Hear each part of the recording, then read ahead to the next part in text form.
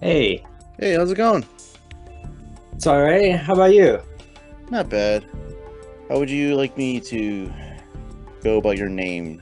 Vapor or Nick? Uh, Whatever. That's fine. Okay, Yeah, Nick's fine. That's my name. gotcha, no problem. Yeah, so I was gonna say, like, I want to thank you for like taking your time to come here and chat. Uh, so, I guess to get started, like, let's get introductions. Um, all right, Vapor. So, how did you get started with the series in general? Um, Back when the first Metal Gear Solid came out on Mm, PlayStation 1. Yeah. The demo disc I got in like I guess PlayStation Magazine or hmm so yeah, one of those magazines. Or it might have been the demo disc that came with the PlayStation when they were selling them. I don't Uh, remember, but yeah, the demo disc definitely. It had the demo on it, and I played that demo a ton. Yeah, hmm me and my dad. Yeah, it was great. I was gonna let's see. Like how old were you when you started playing the game? Like, Um, let's see, I was like mm, 12 then. Yeah, okay, 98, right? yeah, 98. Yeah, I was gonna say like for on my end, I was 14 when I started playing it. So yeah, so it was like relatively close in age. Yeah. But yeah. So how did you? I was gonna like like probably like the main thing would be like how did you like how did you go from like playing the series to I would like to see this thing in VR? Okay. Yeah. Uh, yeah, so I mean, jump to, after 1 through 4 and then Yeah. 5 came out, and yeah, like I think at the end of 5 is when hmm I first kind of started thinking about it, because yeah, especially the very end of 5, when there's like, I think it's when he breaks the mirror, the Yeah. whole speech of like uh yeah, I took it as like Kojima himself saying like this is Mm-hmm. your legacy and this is my legacy and it's ours together, and Mm-hmm.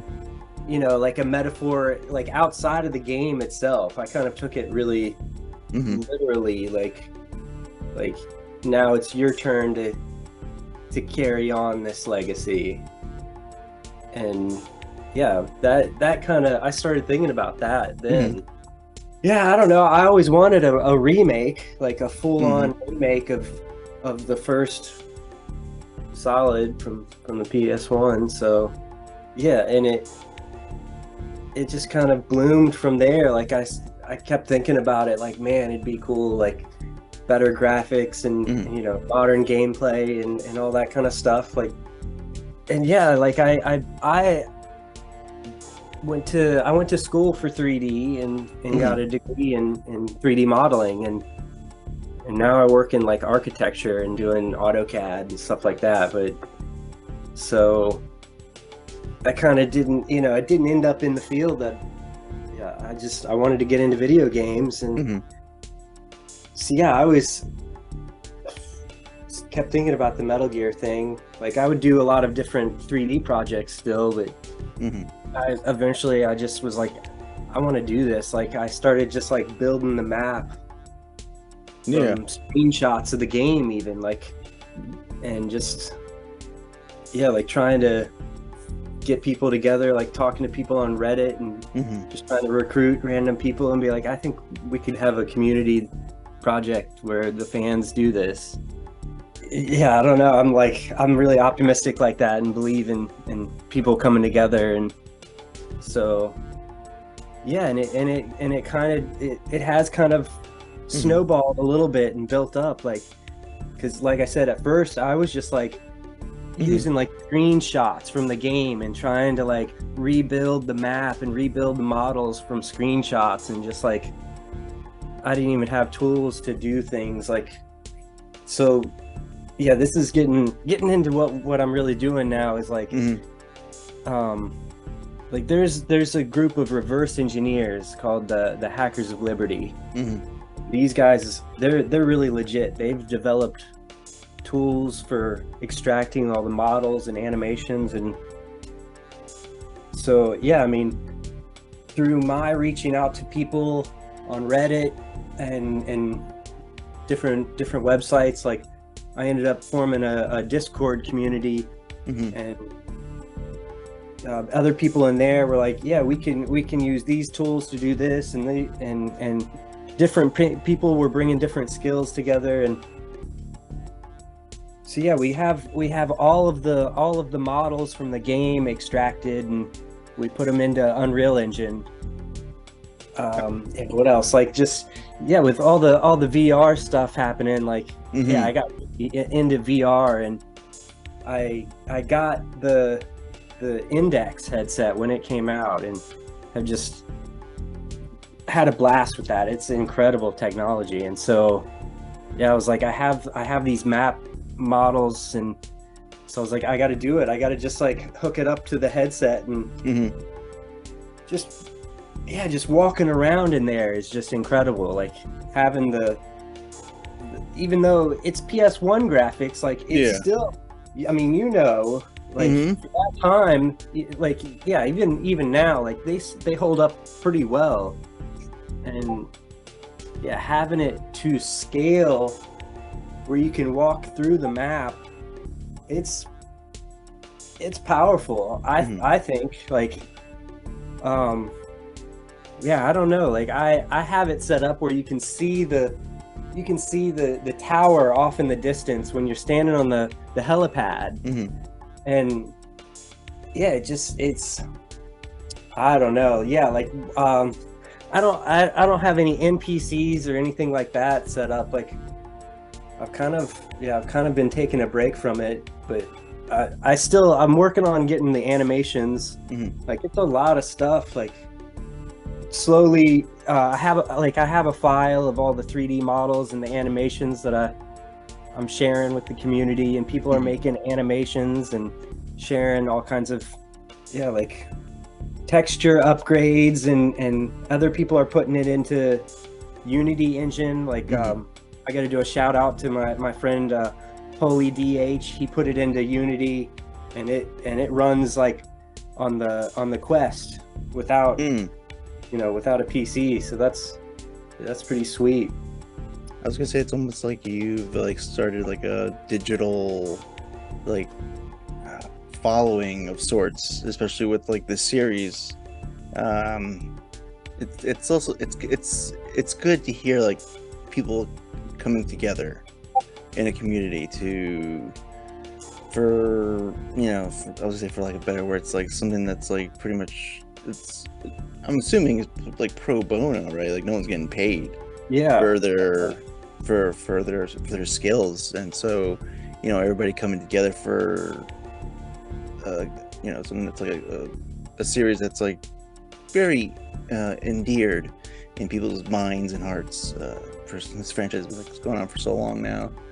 I seen from some of on your page, like, it just brings me back to like my 14-year-old self, like seeing the VR imagery you putting on your feed, and I was just like looking at it, like, it's just amazed. Like, I could just like get lost, like, whether it's like you have like other characters or anything or not. Like, I could just be like roaming around empty corridors and just like wandering around Shadow Moses, and just like something that's it's so cool. It's like, just see it with your eyes versus like on a TV screen with a controller, in a way. So it's something that's like really enjoyable, and also I would say enjoyable, entertaining, and quite like something I've not seen done yet. Like, I'm surprised, like, the company that owns this IP hasn't thought about, like, hey, maybe we ought to do something with VR. But I don't know how much that would cost. I don't know like the number specifics, but the way we have the technology now versus like then,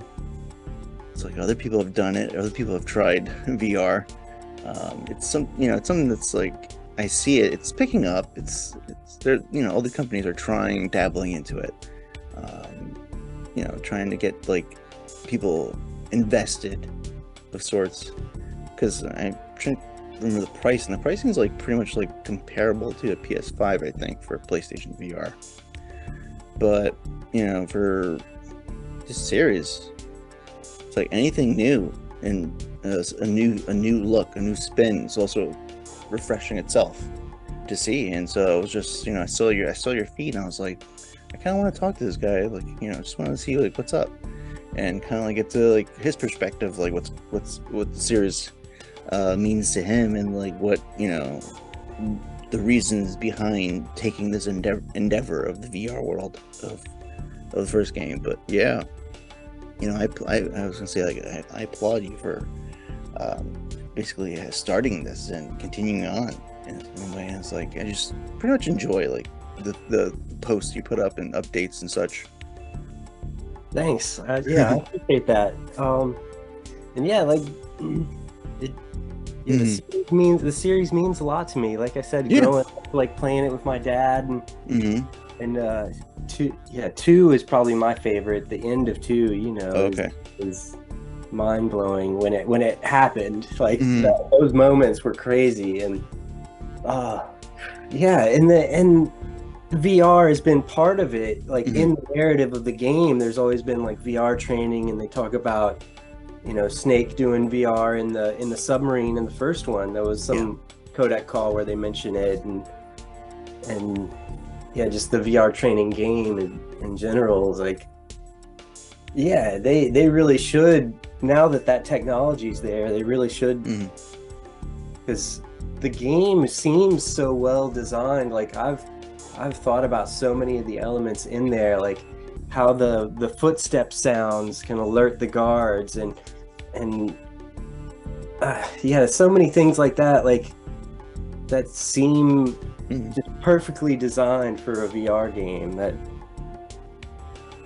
I just think it's primed for it. It's primed for it, and but it would take a big team. It's a lot of work, and I was gonna say, like, they probably don't want to put too much money into, like, I can only imagine like what Konami is probably like thinking on their end. Like, we want to spend money, but not a lot of money on whatever their next task is to be, and like that's Delta. And I was like, well, that'd be like the perfect game for VR as well too. Like, I'm pretty much like all the games would be perfect for VR. Yeah. Especially with 3, it's like you have a lot of like sensory things in that game, especially involving like the interrogation scene. It's just fun toys to play with, like, and fun scenarios to make, and I think being in VR, having that full 360, it just amplifies that feeling, like you're really experiencing it, rather than just seeing it on a TV across the room from you, or on your monitor in front of you. Like, so I think it's from just walking around the map and Shadow Moses, like, it is powerful. Like, you just go into the spot where like Sniper Wolf died, and just like actually standing there above her body, like laying there, it's like wow, this, like, it hits a little harder, like, it's like, this is interesting, there's something there. Yeah, I was gonna say, especially if it's like a full VR loadout of a game, it would put it into perspective. Like all the games, they always showed you at the end, these are the amount of people you killed, this is how many times you were spotted. But emphasizing the killing part, I feel like if you do like VR, you may, I mean, depending on the gamer type, but like you might have somebody say like, well, maybe instead of killing this person, maybe I'll just subdue them or knock them out, kind of thing. Avoid death if possible, kind of like, because you're gonna be like pretty much like within the view of like, all right, I'm gonna snuff this guy out. And it's like, this person may be digital, but that does kind of like put a toll on a game, where like, how many people can I kill in the game? Like there's so many possibilities, and it's amazing seeing this whole community come up. Like, I was just like reaching out to random people on Reddit originally, and somebody was like, you need to just make a Discord for this. And so I started a Discord channel. I've got this one, I'm calling it Shadow Haven, and it's all about like remaking and modding the game, and we share all the files for all this stuff on there, like the Unreal Engine project and all of the the models in Blender. And yeah, like when I first started looking into the modding scene and finding out about the Hackers of Liberty, like a lot of people are kind of hesitant to share things and talk about that kind of scene because, you know, Konami was so harsh, and it seems like they've kind of let up a little bit, because I feel like, you know, a couple of years back I would have gotten a cease and desist by now. Oh yeah. So it's like maybe things are changing, and the fans can do some more fan games. So yeah, I was thinking like maybe like they're seeing like the landscape, they're seeing a lot of like creativity and work within the fans, that instead of like trying to like hinder and hold back, like, all right, let's see how far it goes, as long as it's not like, you know, taking away from their end of the pot kind of thing. Whereas like try to be a fan friendly organization to a point, in a sense, versus like other companies like Nintendo, I imagine, where I've heard stories of people just like being sued into oblivion for X amount of reasons, sometimes when it comes to modding. And it's just like, that's a little scary. Like, this is how you treat your fans. Nintendo's another one that's really harsh. And yeah, I think after all of the backlash that Konami was getting, after all the Kojima split up and all that, like, yeah, maybe they are. I mean, I don't know. It's still, I don't want to say like, yeah, it's definitely happening, but maybe they are kind of changing and trying to be different now. I mean, I would say like maybe they're showing that the perception of it, because they have like posted saying like, we are listening to the fans, like we want to put the fans' thoughts to the front kind of thing. So maybe you're just appeasing the fans by saying such things. But yeah, like like you said, like I think you would have like have been stopped beforehand, before like to the point you're at right now. And you know, sometimes that's good. Like you want to see like, you know, the fans, you know, show their creativity. So you want to see, so this way you can also kind of like say like, look at our fans, look what they can do, look at the worlds they're trying to create or recreate in you know, technology of today. Yeah, I mean, there was a bunch of Metal Gear 1 Outer Heaven projects that were shut down, a bunch of them. There's been several remake attempts for that yeah, they were going after them like really hardcore. So yeah, I'd like to see, you know, and that's kind of why I've been pursuing this a little bit, to push back. Like I think like games can be just fan art still. Like if I'm not trying to make money off of it, like you should be able to do that. I think so. Maybe it is kind of a gray area, but yeah, I was gonna say, like, if you're not looking for compensation, they'll probably overlook and be like, okay, like we can see what you're doing here. We'll let it go. We'll let you be, in a way. Yeah, because there's been so many awesome, like, just fun videos and animations and things coming out of, you know, having all the models available for people to, you know, just do whatever they want to do, like whether it's a game or just fan art, like just fun little videos. Like there's a ton of those now that I'm not necessarily sure that they got the stuff from me, but maybe they became more aware that, oh, you can get those models and do stuff with them from me, like showing this stuff. So I think, yeah, it's good. It's getting people aware of it and having more creativity out there. And yeah, like I just want to do the VR thing, because have you seen the Resident Evil 4 in VR? Like, I have not seen it yet. I've seen like the other past VRs they've done with Resident Evil. They did a version of the original RE4 for Oculus, and it's like just a straight port of the game. Like it translated really well. I think there's a lot of classic games, even back to PS1, that you could do that with, and it would work really well. I think it's going to be a big market. as Yeah. VR keeps taking off, you know? Yeah, I mean, I was gonna say, yeah, like definitely, like as you know, it's like with everything else, as technology gets better, hopefully cost comes down a bit, Yeah. and this way it'd be more accessible to like a lot of gamers and fans to basically get to experience these worlds within instead like we said before, like instead of like being on a TV screen and a controller, you can actually see it with the headset on your face, with the audio like going around you and getting yourself immersed in these worlds.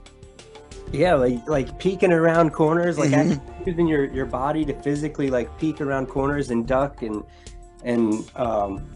yeah, and one of the versions that we built, we had to make the vents like double or triple high because Hmm. you could just crouch because they're tiny little vents. So for in VR, like unless you have like full body tracking, you can't Hmm. really crawl flat.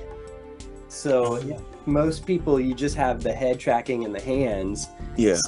So you're kind of limited to the crouching movement. So we had to make some big vents that you kind of hunch over and walk through. But yeah, there's some modifications like that need to happen until more tracking features are added. But Hmm. yeah, there's like so many things in the game that are just like so fun for VR, like like tapping on the walls and peeking around corners and making noise with the puddles on the ground. Like, yeah. I was gonna say, I can only imagine like what being in a cardboard box would be like in VR. Like it kind of brings you back to your childhood too, when you like play with boxes as a little kid, Right? in a way. Yeah. Yeah, I mean, Hmm. I'm still learning to just work with the animations. Like I've got Hmm. maybe a third of the animations extracted, and they come out in just this jumbled pile of like all these random movements thrown together. And Hmm. so we have to like split them up and organize them. And yeah, there's somebody else that's like writing code for that will do that. And but yeah, people from all over the world, like Hmm. it's just amazing like how big and diverse the Metal Gear community is, and people like all different languages would have joined this place and just like will want to work on things and Hmm. contribute. And yeah, I love it. It's great. That was good. That's also like another good thing. Like you get to like be able to conversate and communicate with people like you don't normally get to in your day-to-day life. So it's another good thing, like getting yourself out there, communicating with people, but who are also probably, I was assume, like fans of the game as well, fans of the series, and just start like a whole dialogue of from this project itself. And I was gonna say that's commendable, like that venture of doing that. And I guess also, like I was gonna say, like I can see it in your face, like the joy that it brings you. Like that's another good thing. Usually, sometimes people get stuck with a project and it ends up like it starts being a joy and then it starts becoming something else entirely. But as long as like it brings you happiness, I would say, I would like to say, like that's the kind of the key thing, to like kind of make it enjoyable. Like it won't feel like a job. It'll feel like a passion project. Yeah, exactly. Like Hmm. I've been at it for years now. Like Hmm. I was starting at this a couple of years ago, and just like yeah, like the I think the normal development of the Hmm. game, they had already finished making the game in the amount of time that I've spent just like extracting things and playing around with the models and try I mean learning a lot of stuff through Yeah. this. And that's I mean that was the real point, is like I want to learn more game development, Hmm. and putting these things in Unreal Engine is yeah, it's I'm still having fun. Yeah, definitely. Like Yeah. I was gonna ask you, like, would this turn into like a new venture for you? Like maybe possibly to dive into the world, into video games? hopefully, yeah. Hmm. that's what I've always wanted to do. So I just, after I went to school, you know, I just ended up with this Mhm. job that I'm at. So I mean, it's a good place. Like I was lucky to be there, I think. So I Mhm. just went with that. But yeah, like the game industry's tough though. It is really Yeah. tough. Like I after I went to school, like I had the degree in 3D modeling and applied to tons of places, Mhm. and I didn't even get any interviews, and or a lot of them don't even reach back to you and say like, well, we're Mhm. not going with you or whatever. But so Yeah. it is a really tough industry. To think that I could just like Mhm. slide right into architecture, like I would think that's like really serious and hardcore to get into, but it just I just like kind of slid right into it, and it Mhm. became available to me. I don't know. I mean, yeah, I was just lucky to get that, but still, like, yeah, I haven't been so lucky to get anything in game development yet. So, I'd say like I imagine like it being like a really like tough world to like try to get into, especially with like a lot of like for instance like with Microsoft like trying to absorb another studio like a major studio. It's things like that where it's like, all right, you're just gonna like take something that's already big and you're gonna make it even much bigger. And so kind of the process of like how do you get into these like how do you get into this landscape when there's a lot of big studios, not very much independent indie studios to like get into. Like it's tough. I imagine like someone could get into it, but that makes it even tougher. yeah. Trying to get into the scene. And yeah, and for the artist positions Mhm. especially, it's really volatile. Like the companies will Yeah. lay off entire art teams until Mhm. the next development cycle. Yeah. Towards the end of the game, like you don't need any concept artists and writers anymore. Like Mhm. those guys can hit the road. And yeah, so it's like I kind of want to do something more utilitarian and Mhm. to make money off of, and just keep it as like true art, where it's just like Yeah. for the fun of it, and just because I love the series, and I love the like the artistry that they put into it, like Mhm. all the little pixel textures, like they're so fine detailed for that time. It's incredible, and recreating models to fit that style, and recreating textures. Like I've been making Mhm. custom textures for the characters. Like it's a very like it's a skill for sure, like to be able to match that style and make it look like it Mhm. was originally part of that game and part of that style. Like yeah, there's it's incredible, like the work Mhm. that they put into it, all the details. Yeah, I was gonna say like for out of all the games in the series, you said the second one was your favorite one, right? Yeah, that ending, Yeah. that the the Mm. the first one was, yeah, I loved the first one, and it was great. And then that that hype cycle after the first one building up to the second Mhm. was huge, right? Like you were part of that back then, right? Like it was, I don't think anything in gaming had been, and maybe even since then hasn't been like Not to as, that level, I meant. yeah, like Yeah. everybody was so hyped for that game. It was incredible. And then yeah, the bait and switch ending, just like whew, it hit hard. Like that hit me so hard. And like Yeah. the Arsenal gear going into New York, and then 9/11, Mhm. and like that stuff was like prophetic. And it's just like, oh man, like like I don't know. Yeah. On a younger me, it definitely had a profound effect of 3D art and Mhm. storytelling, and yeah, like prophesizing like things that, like, I don't know, do people just come up with these things, or was it like manifested to, Mhm.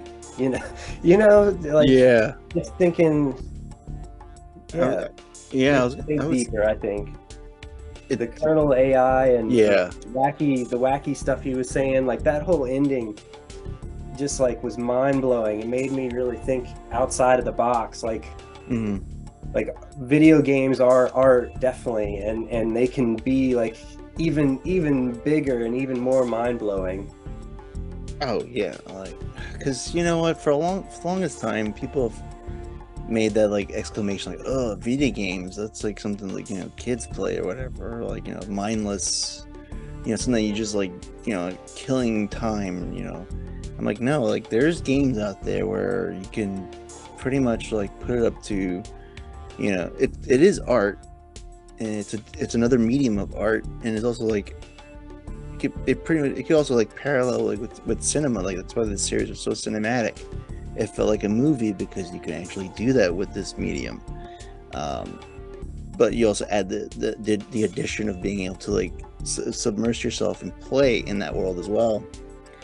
And you know, for you know, all the games and all the entries that he's put into, you know, I can see why, like, you know, you have to like understand, you know, sociology, economics, psychology, and that probably helped them to like kind of cater each entry to the fans. Like, this is how I'm going to develop this game for two, how things were happening, like, you know, how technology was starting to advance.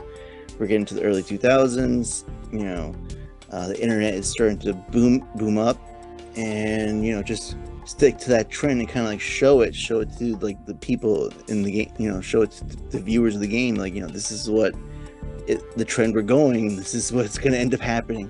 Yeah, some of the commentary on yeah, the technology, where you get, and that's what I say, like, where you get like the prophesizing, like it's a lot, there's a lot like in the games, like not only just this series, but like when he went on to go on to for Death Stranding as well. Yeah, that's what I was about to say. We should talk some about that. Yeah, that's I think one of the more recent examples where the art has been elevated again. And I feel like there hasn't been that much where people are trying to elevate gaming as an art form. And I really see that in everything that Kojima does. And yeah, Stranding was, yeah, I think it was excellent. Yeah, I was gonna say for Death Stranding, like you know, before the game, like I could see it like with people, like we're disconnecting, we're submersing ourselves more into social media. We rather talk to somebody on the phone through text rather than, you know, face to face, or even like, you know, on the phone with a phone call. And you know, with, you know, as technology is getting better, we're staying more at home.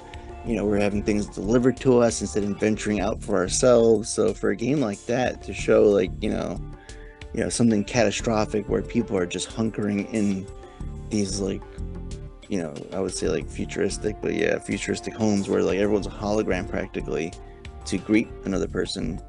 You know, it shows that, like, you know, it kind of shows you like, you know, this is how disconnected we are, and maybe we should start reconnecting with the people and start becoming an actual society, like not just, you know, kind of like all in for ourselves and just like fuck everybody else. Yeah, it definitely elevated like the graphics and the storytelling, but I think the other thing is this is something I don't think a lot of people really discuss, is like the gameplay of that too. Like, as somebody that I really like to go hiking and camping and stuff, so to gamify just like walking a trail and not like hitting a rock and stubbing your toe and falling over, like that's like I mean, a lot of people joke about it being a walking simulator, but it's I think it's brilliant. Like it's unique. There's definitely too many mindless shooters out there that like it's getting so stale, like zombies, like they got it got so stale, like just the modern military like thing, like let's do something different. Let's go for a walk and deliver packages, like why not? That's interesting because it's different. Yeah, like when it came out originally, that a lot of people said that, oh, it's just a walking simulator. It's like I gotta walk everywhere. And then when everyone was, when the shutdown happened, everyone was like relegated to their homes. So I imagine like a lot of people revisited the game or were continuing with it, and it probably spoke to them, being like, all right, I'm stuck and I would love to be outside and enjoy all like the wonder and beauty, even in a messed up world. That was there was beauty, there was like things to like really enjoy. And where I live in the Hudson Valley, and there's like a ton of hiking trails, and that's all I did during the shutdown, because you know what, I can actually go out, and that doesn't involve being near anybody. So that's what I was doing, and I was just like kind of correlating hiking trails with Death Stranding, and just enjoying the art of the game, and then like the beauty of life, and doing them in my time, in my world. And it's something that like it opened my eyes, and it's just like it showed me like how beautiful like that game is, like as a piece of art that you don't have to. I mean, it give you consequences. Don't kill people, because there's going to be a giant crater left behind unless you incinerate their bodies. But yeah, it gave you choices. You can go mayhem and pretty much destroy that world, or you can preserve it and try to reconnect people. In a sense, and in a way, that would be my point of like that game, from my point of view.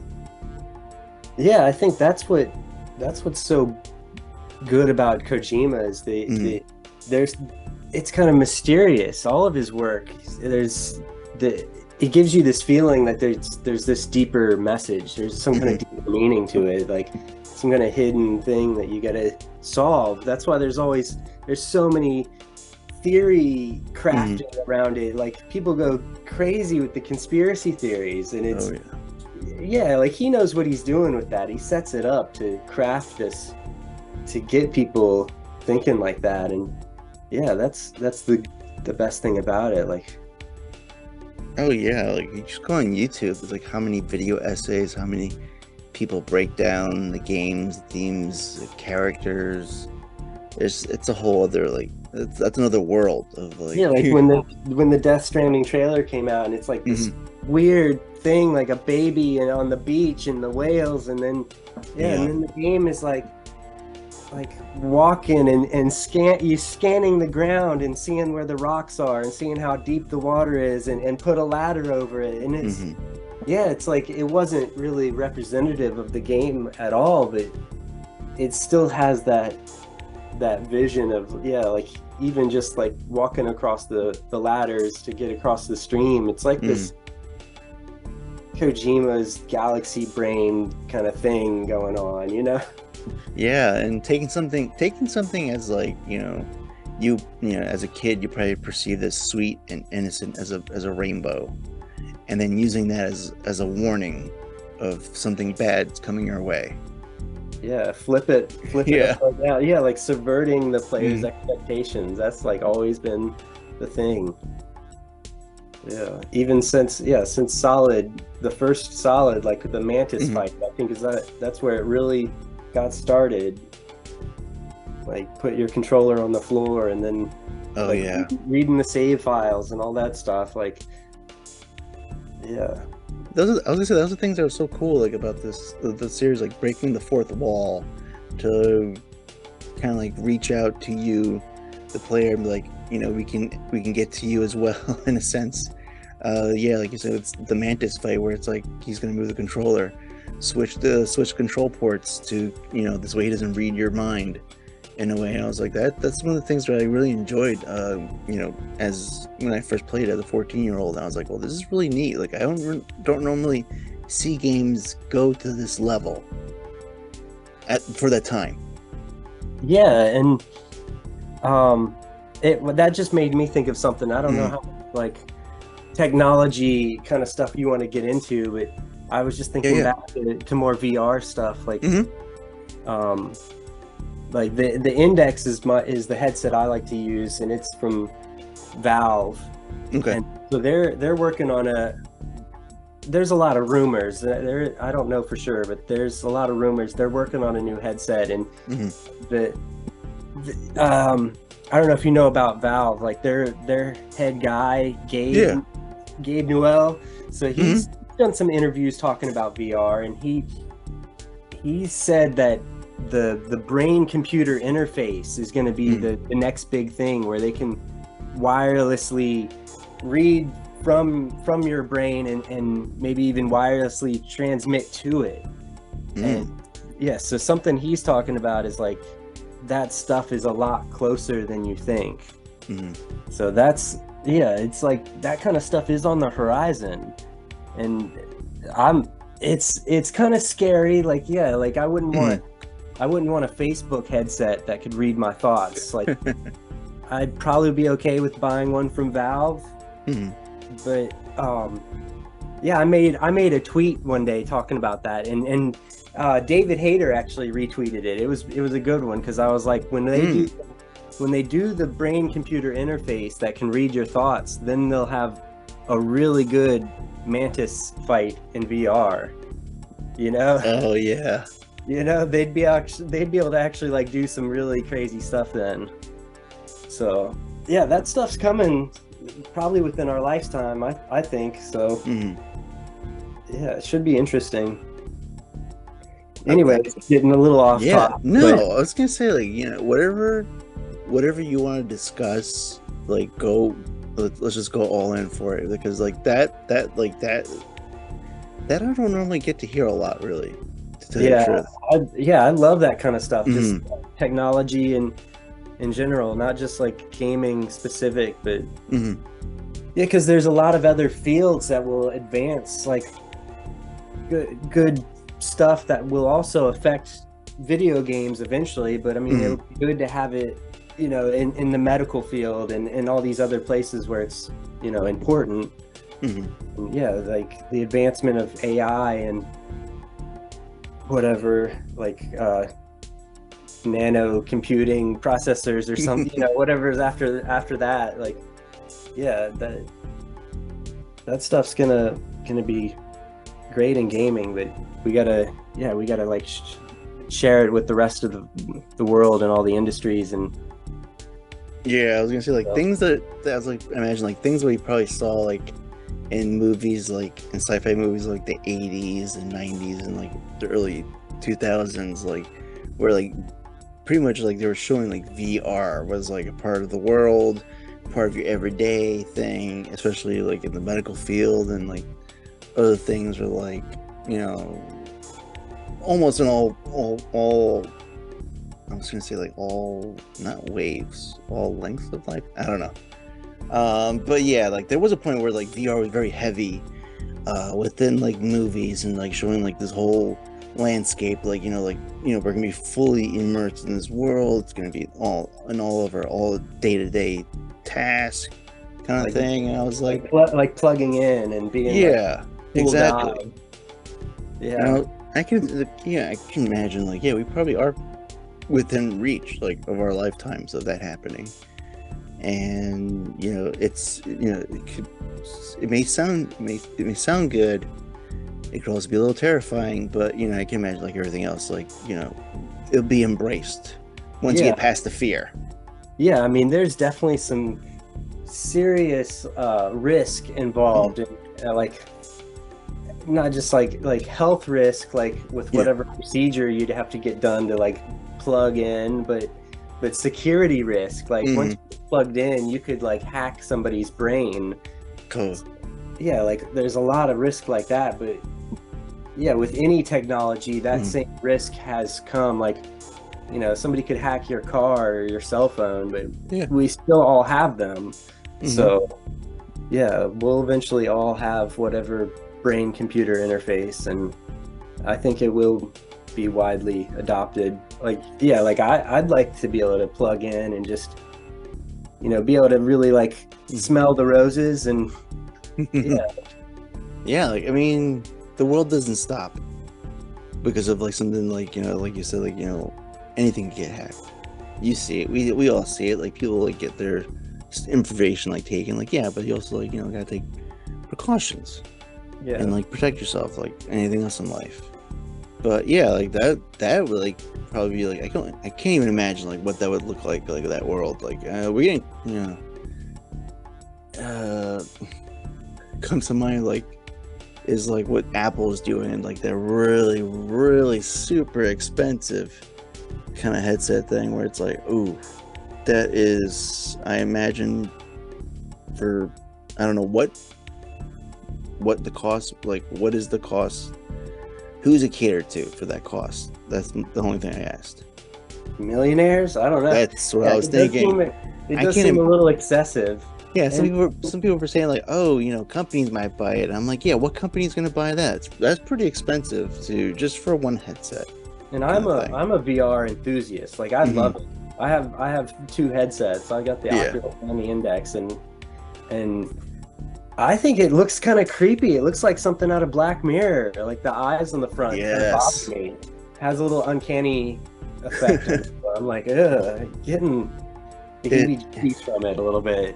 I mean, as soon as they announced it, there's a lot of comparisons to like, is this a Black Mirror episode? It's like, what are we looking at here?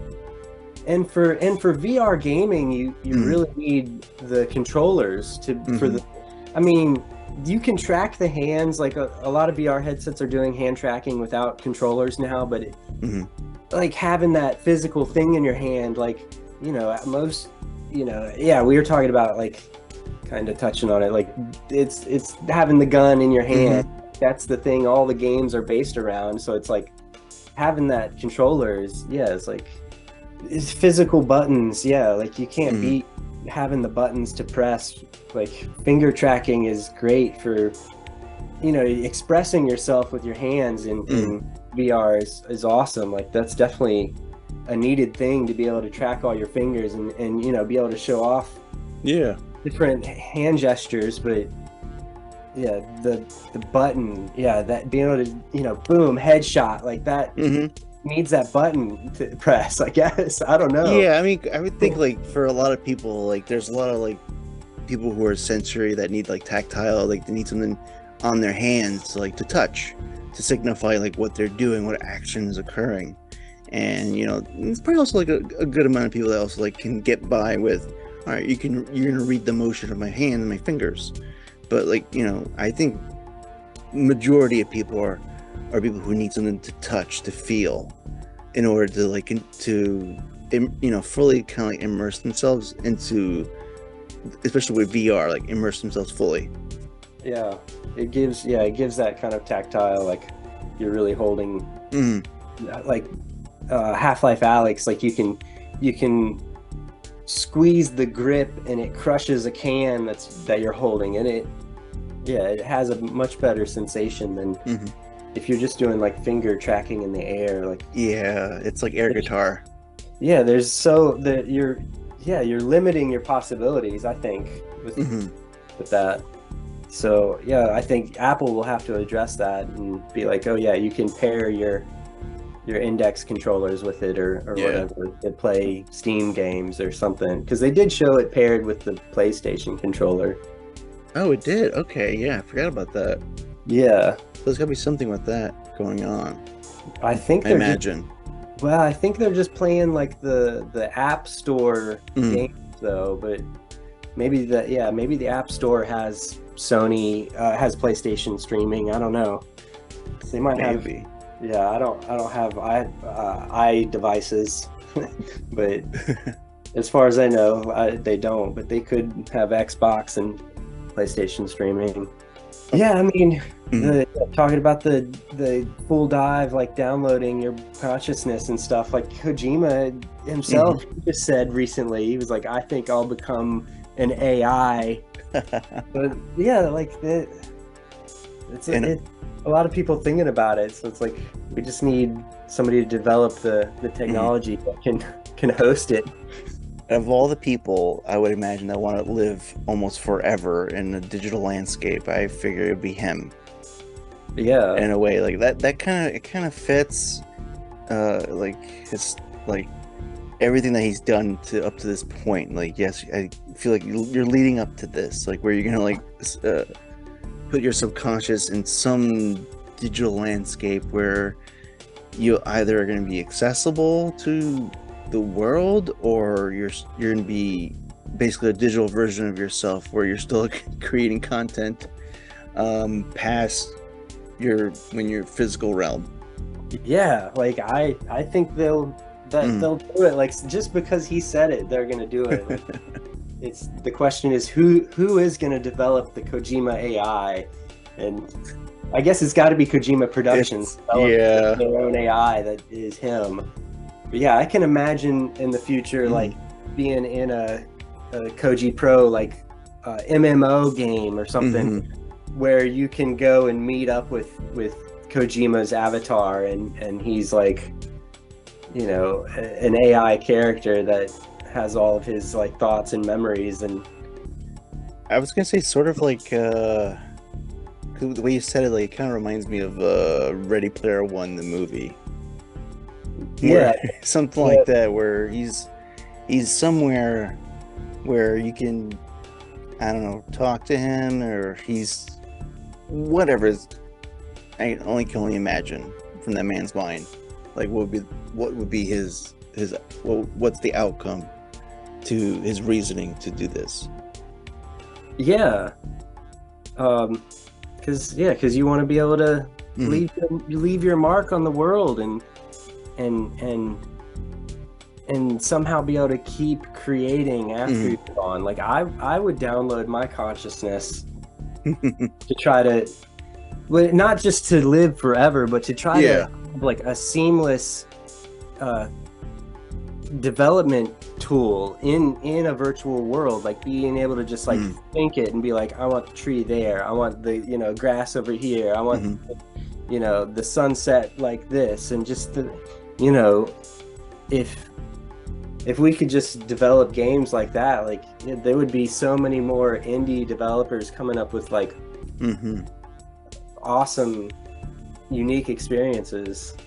And yeah, it kind of goes back to when I was talking about Gabe Newell talking about these brain computer interfaces are closer than we think. It's all about like going back to the medical technology and having higher resolution brain scanning technology. And once we can make a scan of all of the synapses and all of the, you know, all of the connections and the electrical signals and chemicals being, you know, sent through all the different pipes in your brain, like once you can make a model of that, then you should be able to theoretically transfer into that synthetic model version of a brain. And yeah, we're going a little deep. I was gonna say like the route you were going to, I was thinking like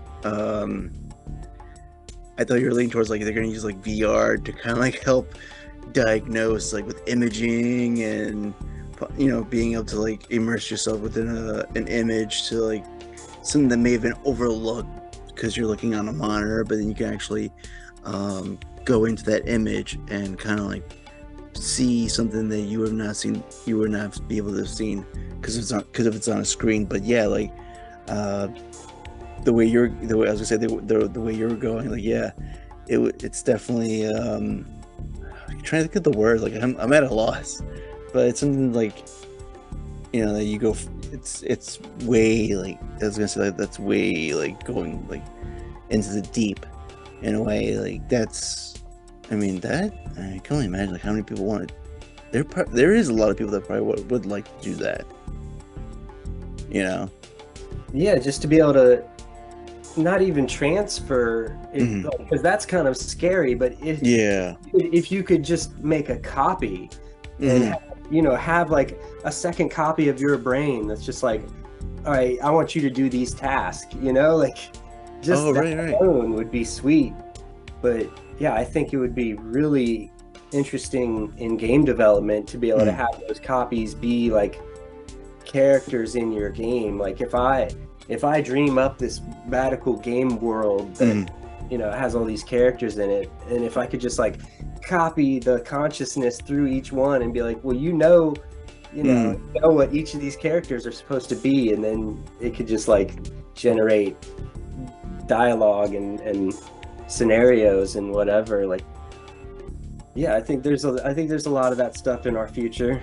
Yeah, as I was gonna say, in a Maybe way, you're making closer than we think. I was gonna say you're making yourself into like a digital multiple man in a way where you can extend yourself, and you don't have to, because as being one person, you have to prioritize, what needs to be done, and if you can like basically split yourself into like multiple entities and all come together to work on this one major big project, you can only imagine like what can be accomplished, and a lot can be accomplished going to that route. Yeah, and that's what I interpreted when Kojima said that. That's how I interpreted what he was saying, because it didn't sound like he wanted to like transfer his consciousness and live forever. It sounded more like he wants an AI based off of him that will continue to do the things that he would have done.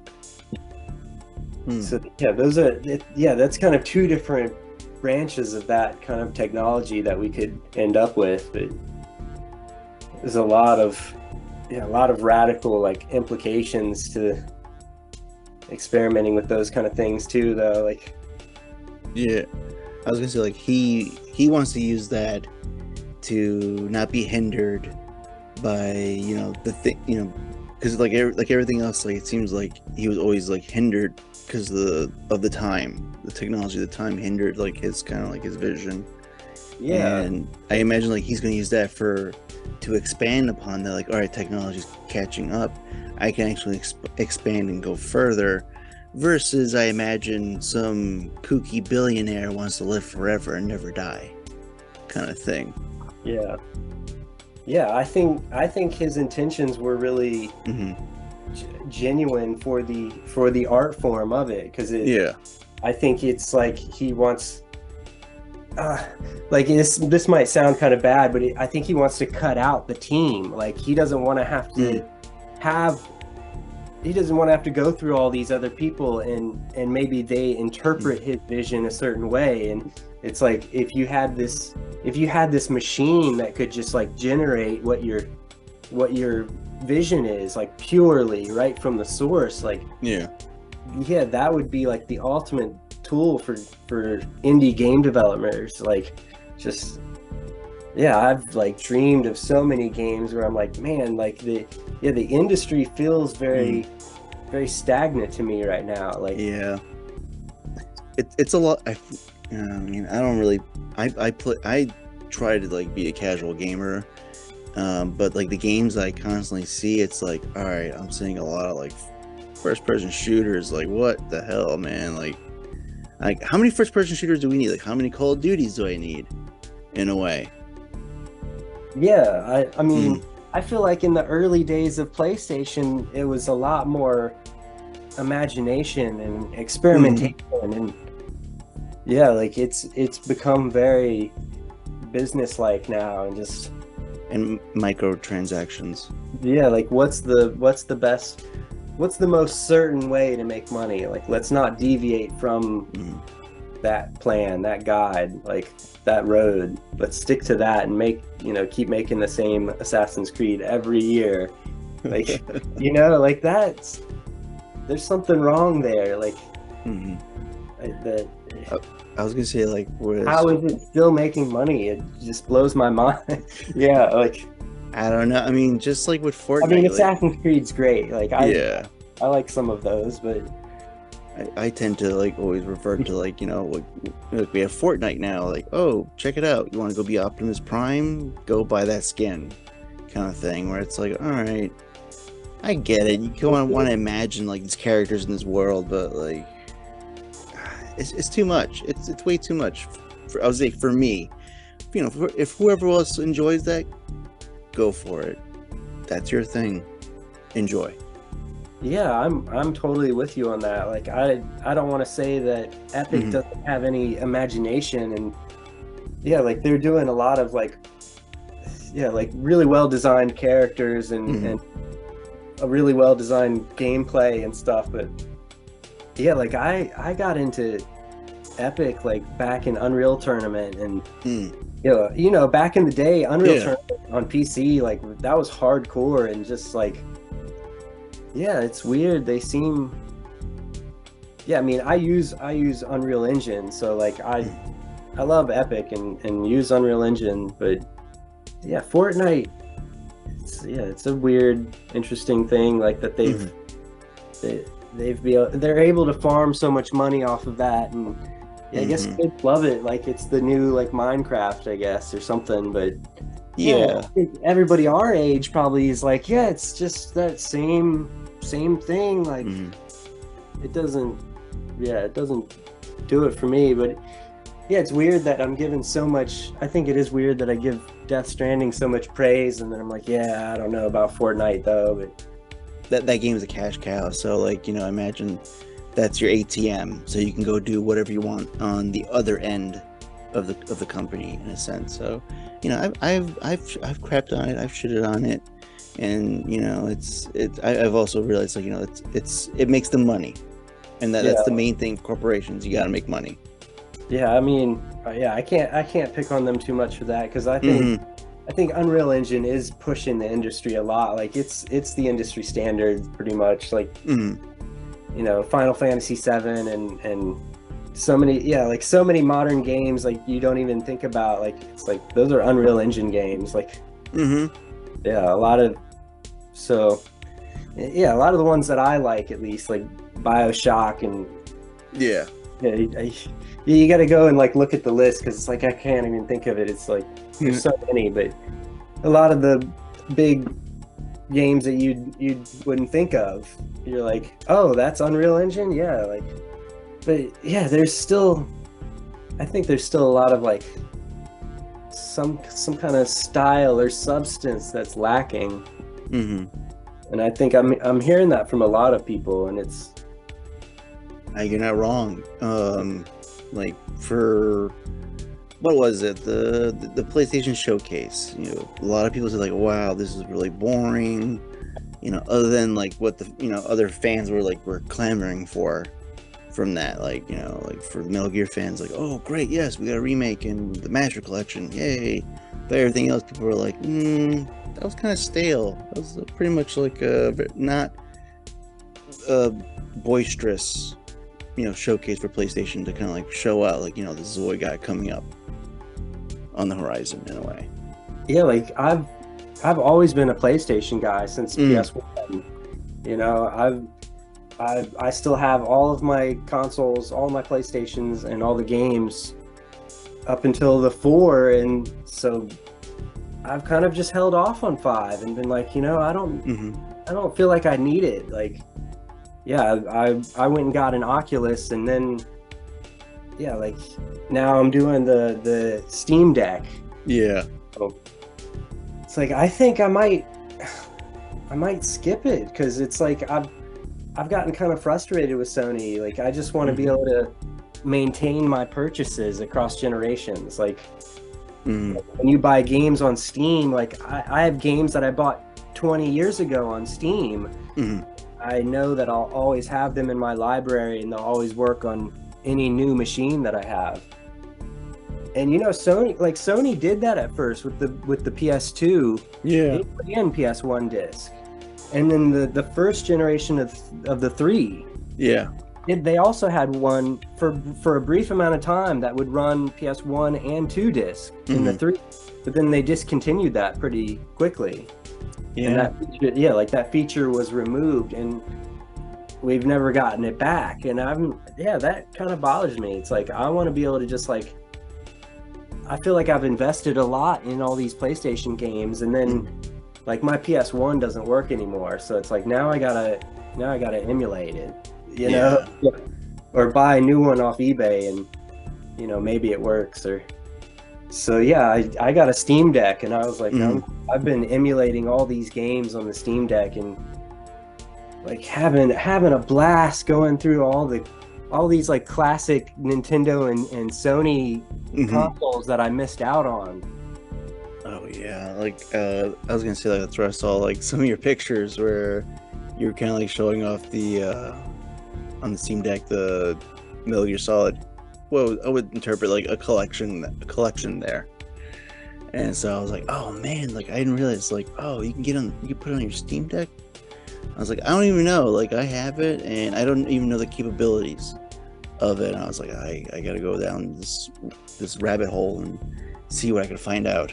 Anyway, Yeah, you just pull up YouTube and watch a couple of tutorials on how to set up the emulators. Like it's not difficult. It's pretty easy to get all the emulators set up, and they all run really well, like up to PS4. And then there's, the PS4 is hard to emulate, so there's some issues there. But I think, if you play through the first 3 Metal Gears, by the time you beat 3, they'll probably have all the problems worked out of the emulator on the PS4 emulator.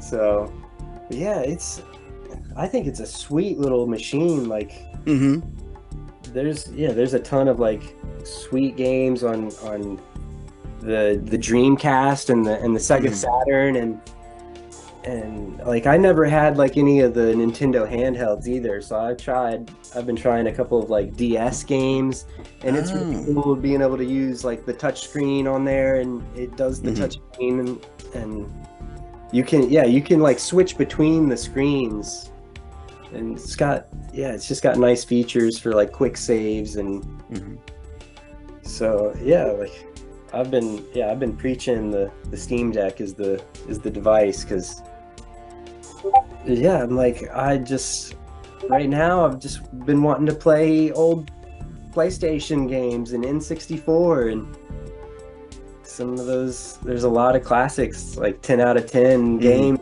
back in the day that I missed. And I think we're getting less of those these days, so I'm like, I can wait until it's cheap. I don't know. Yeah. The landscape now, I can't even tell you like what are the games that are like, I can't even think of the top of my head. I mean, like Elden Ring was big. Yeah. Like, I don't know. I might get a PS5 for Delta. Like, it could be worth it. Like, it's like Delta's it's still a question mark, I think. Like, because it's only a trailer. They didn't really show anything else. Like, I can only imagine like there's not much to like kind of show you, like gameplay wise. So that makes it more like up in the air. Like, it would make me like cautious. Like, I don't know, like what kind of game are we getting? Yeah, because I mean, like with this project I've been doing, I've struggled a lot. Like, it's difficult. It's difficult to like get the old assets and get the stuff working right, and rebuild it the way it was and make it work right. So it's like I've gotten a little taste of that. And so I'm really skeptical. I think we should probably brace ourselves that there will be like missing features that you remember being able to do, like oh yeah, in the original you could do this thing, like, man, it doesn't work now, like what's going on? Like some kind of obscure features, like you could blow up the houses with the stuff of the supplies in them. Like, and then the guards would either like not have ammo or food. Food. I'm hungry, and and I'm like, I'd be willing to bet money that maybe some kind of feature like that might be missing. They might not have caught that. Like, these are some fresh. There's still some devs there from back in the Koji Pro days, but I think it's a lot of younger, fresh developers probably. So maybe it could be. I mean, I'm gonna play it for sure. Like, I'll get it on Steam for sure, if anything. But because like the games of the Metal Gear games where Kojima was like at the helm, where a lot of times it was a lot of trial and error, and then eventually the game will catch up and actually give you the hints, like through like codec calls or radio calls, saying like, you should really do this because you haven't done it. versus now where I see there's a lot of like, I want to say like a little bit like hand holding in a sense where, you know, a secondary character is going to just automatically blurt out like, you know, you want to figure this out. Oh, you know, this is how you do it. This is how you figure out this puzzle. And it's like, well, give us time to get to that point. Don't just jump because I've only waited for like 2 minutes. And you know, and I can imagine like, oh, are we expecting that? Like, is there going to be a little bit of hand holding to go into the new game? Yeah, because I think like that kind of hand holding that you're talking about, I think that stuff started at 4. Like there was a lot of like guns and a lot of stuff in 4, but I think 3 was the most like feature dense game. Like you could do so many little things in that game. That's what makes me think it's just like whatever the budget is for that game now with the enhanced graphics, it's gonna just be like, where can we cut? You know, like it's gonna be tight on, like every game has a budget and they gotta like, you know, make it fit into this box of, or this triangle, whatever. But so yeah, like I just think like little things like, you know, you could like spin Snake in the menu and it'd make him up, or like you could poison the guards with the rotten food, or it's like there's so many things. And these are probably some people listen to the podcast are like, these are really obvious ones. Like there's like obscure ass things in that game that I don't even know about, like that. Yeah, like they're not gonna have all of that. Yeah, no.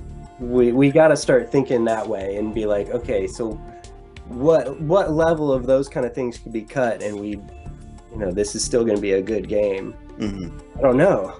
That's why I'm like, this is really a question mark for me.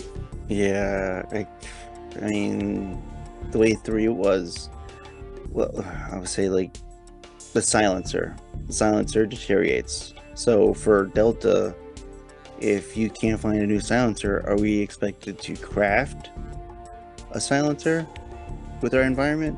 So that's the only thing I'm thinking about. Like, you can like change the game and that way, and you know, it's a whole different system now. And the pressure controls are gone, so because you can't do that anymore with the new system. So what replaces that? And there's a whole bunch of things. Like, you know, if you know the nightmare sequence, that's not going to be there because of licensing issues.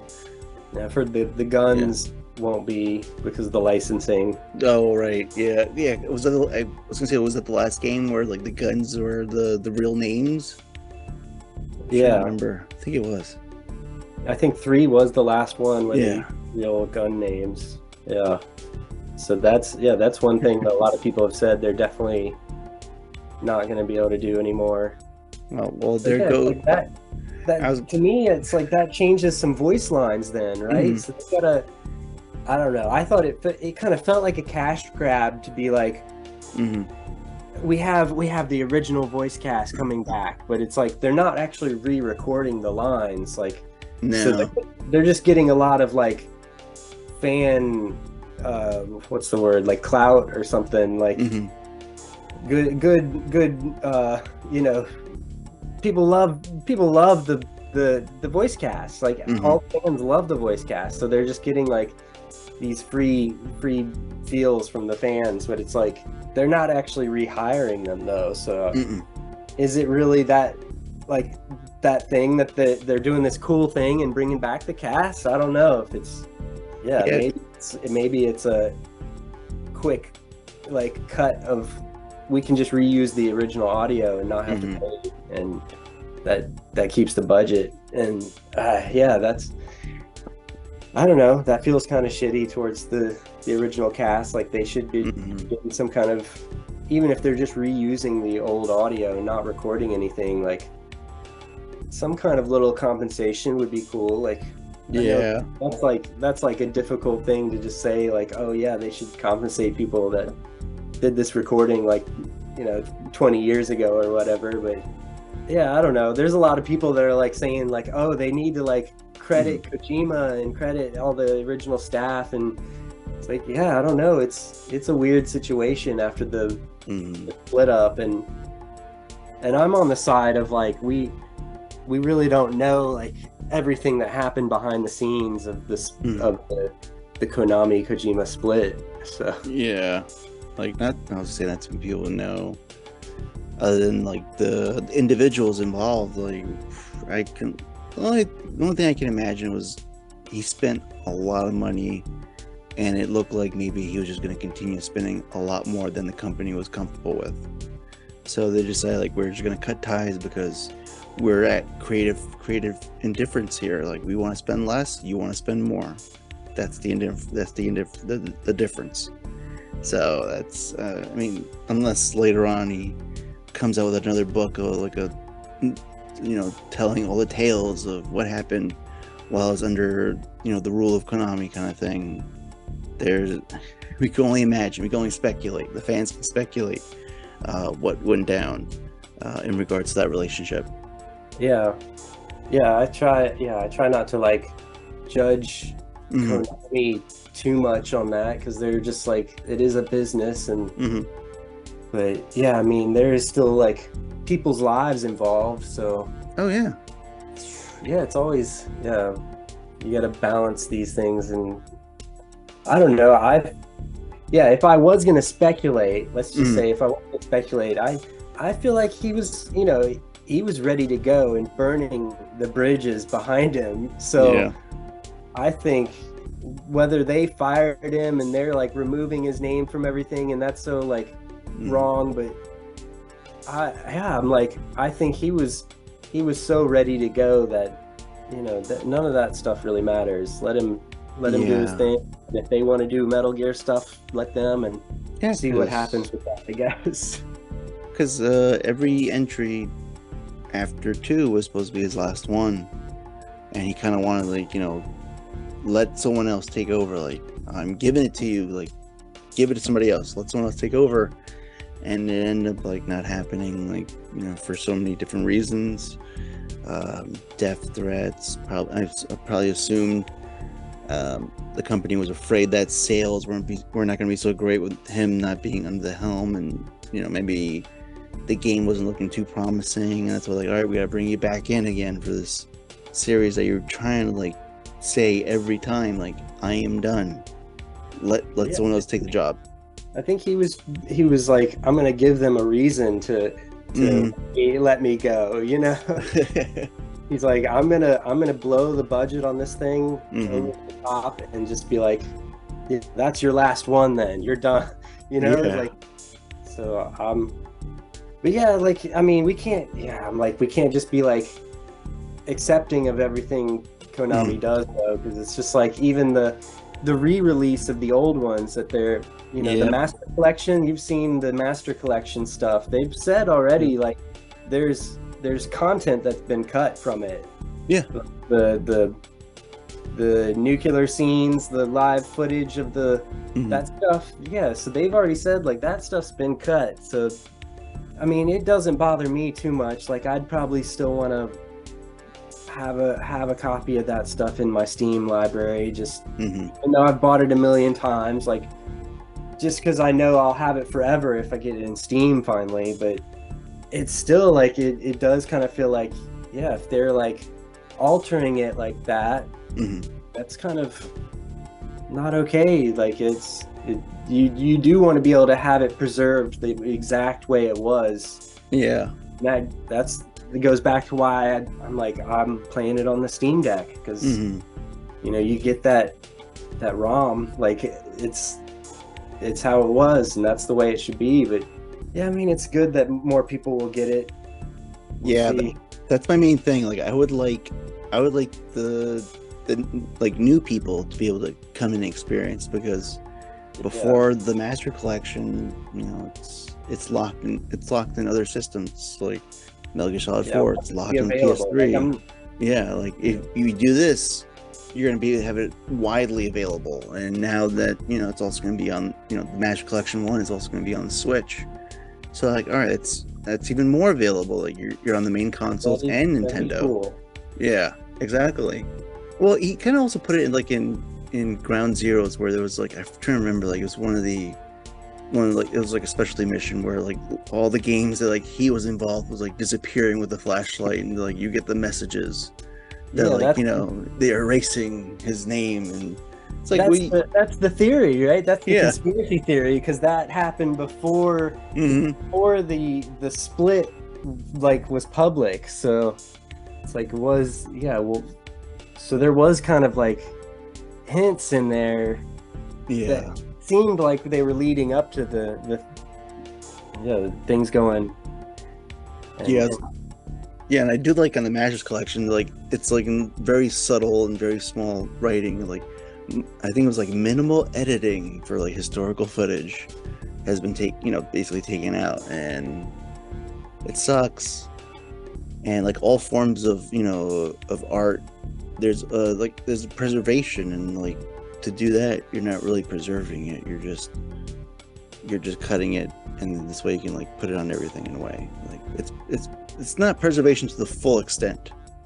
That's why I'm still like pushing the Steam Deck for people and be like, just play it on, get instead of a PlayStation, get one of those and play through all these old games, like all the ones you missed out on, and yeah, like I want the Master Collection to be available, and I want them to do well, but I think it's still really up to what happens with Delta.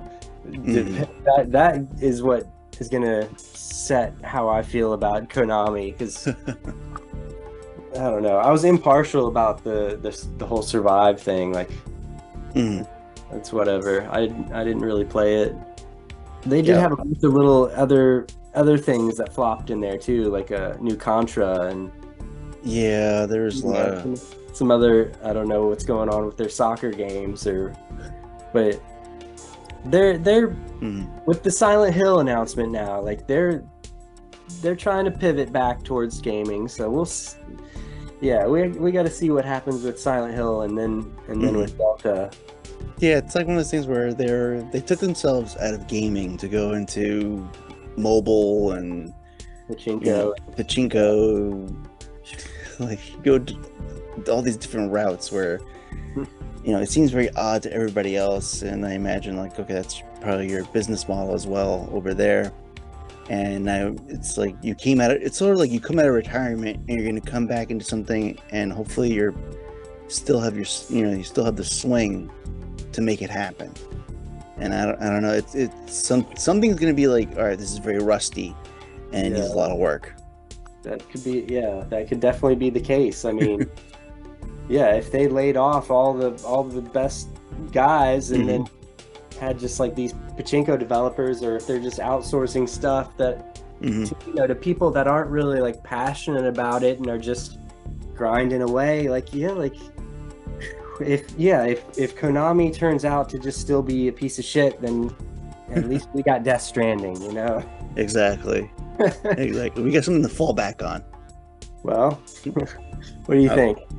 I think I don't know, like I think we're at the point where we might be winding down.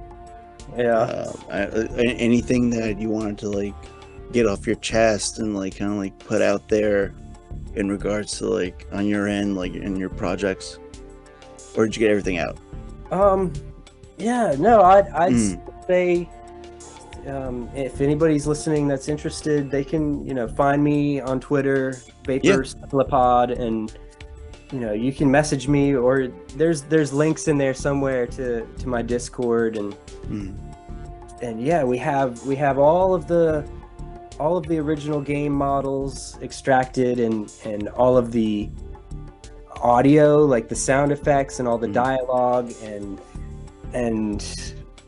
we're getting a bunch of the animations now, so we're working through having all of that stuff available, and letting people